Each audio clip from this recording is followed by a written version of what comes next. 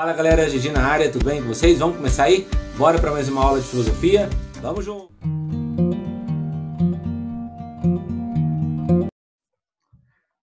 E aí pessoal, tudo bem? Vamos para o último vídeo, última parte.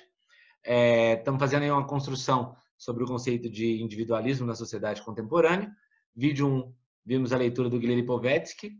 No vídeo 2, do Zygmunt Bauman. No 3, do Jürgen Habermas. E agora, para a gente fechar, de que maneira o Emile Durkheim, ainda no século XIX, propõe uma solução para essa sociedade individualista.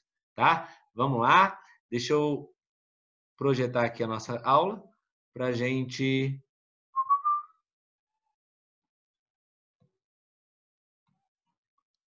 Tá, vamos lá. Esse aqui já foi. Esse aqui foi o vídeo anterior, a aula anterior. Bora.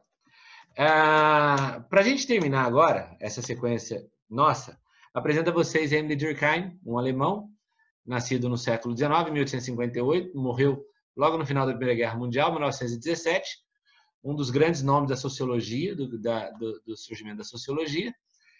Numa outra oportunidade, a gente tem uma conversa mais aprofundada sobre ele, eu faço um recorte dele para a gente entender a questão do individualismo. E ele parte o individualismo como assim como o Habermas, o Durkheim também, ele vai propor uma saída do individualismo. De que forma a gente pode se livrar desse individualismo? Para isso ele desenvolve a teoria da coesão social. Para ele, os indivíduos eles têm duas possibilidades de se comportar na sociedade. Com uma alta coesão social, ou seja, com uma grande identificação com o meio, ou uma baixa coesão social, ou seja, com nenhuma identificação com o meio. Então, um caminho para que a gente possa sair do individualismo, pegando Durkheim como referência, é fazendo com que os indivíduos tenham uma alta coesão social. Vejam que você pode dialogar o Guilherme Lipovetsky com o Emile Durkheim. Tá? Porque o Lipovetsky falou para nós no primeiro vídeo que um dos grandes motivos do individualismo são as pessoas não se sentirem parte do meio. Aquele que ele chamou de crise de identificação. O Durkheim, ele disse uma coisa oposta. Ele vai dizer, olha, vamos dar formas para que os indivíduos se identifiquem com o meio para que o coletivo possa prevalecer o individual. Na visão durkheimiana, quanto mais a sociedade criar meios para que a gente se identifique com o meio que a gente vive, melhor vai ser a nossa identificação. Logo, maior vai ser o nosso senso de coletividade. E para isso, o que ele vai dizer? Ele vai partir da seguinte frase. A sociedade anterior ao indivíduo. O que o Durkheim está dizendo com essa frase? Ele está falando o seguinte. Antes de eu existir, já existia a sociedade. Então é um egoísmo da minha parte entender que a sociedade tem que se adequar a mim. É um egoísmo da minha parte eu considerar que é o meio que tem que se adaptar ao indivíduo. Não. Porque quando o indivíduo surgiu, a sociedade já existia. Então, na visão durkheimiana, o indivíduo ele nasceu dentro de uma estrutura social. E ele deve se adaptar a essa estrutura. Vejam, eu nasci numa sociedade ocidental, cristã, cheia de valores e princípios. Cabe a mim, e daqui a pouco o Durkheim vai falar com a gente de que maneira a educação vai ajudar nesse processo, mas cabe a mim entender que sou eu que tenho que me adaptar à sociedade. Cabe a mim perceber que essa adaptação ela é permanente. Ela é permanente. Ela não é uma adaptação estática. Me adaptei agora, eu vou permanecer assim pro resto da minha vida. Não. Vejam quantas vezes nós já nos comportamos dessa forma. Eu brinco na sala de aula que nós somos meio que indivíduos Gabriela. Eu nasci assim, eu cresci assim, vou ser sempre assim. Quem disse? Quem disse que eu vou ser exatamente assim para o resto da vida? Não, porque já existia uma sociedade anterior a mim. Na visão durkheimiana, o individualismo ele surge justamente no momento em que o indivíduo passa a entender que ele, indivíduo, é anterior à sociedade. Não. Não são os outros que devem se adaptar à minha realidade. Sou eu que vivo numa realidade concreta. Volta a Hannah Arendt nesse processo. Sou eu que vivo num espaço entre. E uma vez inserido nesse espaço entre, eu devo me adaptar a ele.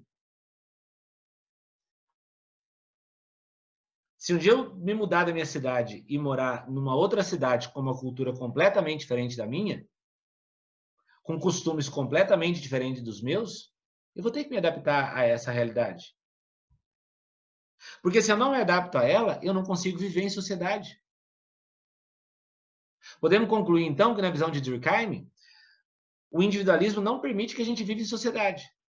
Porque ele acaba despertando em nós um senso de que nós somos anteriores à sociedade. Não. Para Durkheim, o coletivo deve prevalecer em relação ao individual. E uma vez que que o coletivo prevalece, nós passamos a ter uma grande coesão social. E ele vai falar que dois grupos da sociedade têm um grande desafio. O primeiro desafio é dos próprios indivíduos. Esse indivíduo, primeiro, ele tem que se adaptar. Primeiro, ele tem que se adaptar à função que é determinada a ele. E ele tem que se adaptar às normas e às leis, aos valores da sociedade. Vejam. A lei para mim não funciona. Quem faz a minha lei sou eu. Quem disse? As normas da sociedade não valem na minha casa. Quem disse? E pensem numa sociedade onde cada indivíduo cria suas normas. Pensa numa sociedade em que cada indivíduo cria suas leis. Pensa numa sociedade em que cada indivíduo cria seus valores. Gente, o mundo é composto de 7 bilhões de pessoas. Se cada um fizesse suas normas, leis e valores, o caos que isso vai gerar.